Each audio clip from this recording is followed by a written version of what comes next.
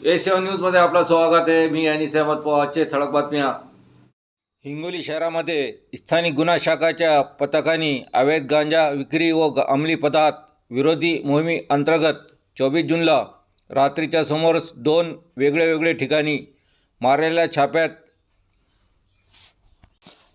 82,125 रुपयाचा गांजा जप्त करून दोघांवर गुन्हा दाखल करण्यात आला आहे.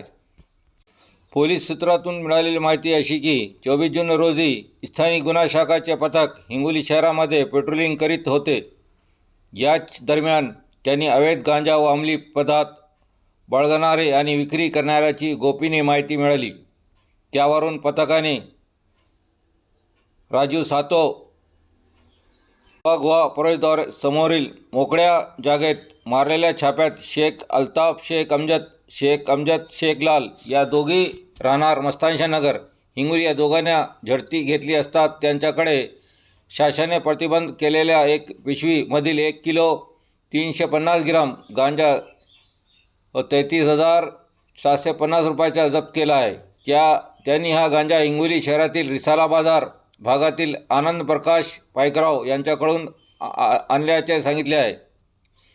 या तिघावर हिंगोली शहर पोलिसात गुन्हा दाखल करण्यात आला आहे. त्याचप्रमाणे पथकाने केलेल्या दुसऱ्या कारवाईत आनंद प्रकाश पायकराव राहणार रिसाला बाजार हिंगोली यांनी त्याच्या राहते घरात शासनाने प्रतिबंध केलेला गांजा विक्री करण्याकरिता ठेवलेला असल्याच्या पथकाला माहिती मिळाली. त्यांनी त्याच्या घरावर छापा मारून 45,375 रुपयाच्या 1 किलो 815 ग्राम गांजा जप्त केला आहे.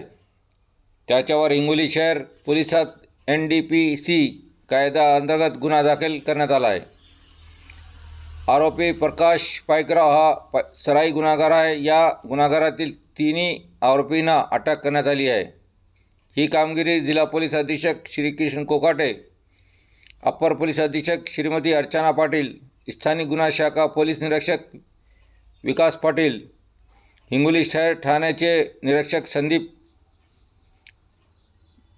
मोदे यांच्या मार्गदर्शनाखाली स्थानिक गुन्हा शाखाचे पोलीस निरीक्षक शिवशंभा घेवारे, पोलीस अंमलदार लिंबाजी वहाळे, विक्की कुंदन, गजानन पोकळे, साईनाथ कंटे, सतीश जाधव, आझम प्यारेवाले, हरिभाऊ गुंजकर, शेख जावेद, विशाल खंडाळे, किशोर सावंत, धनंजय क्षीरसागर, ज्ञानेश्वर गोरे, महिला पोलीस हवालदार राठोड यांनी केली आहे.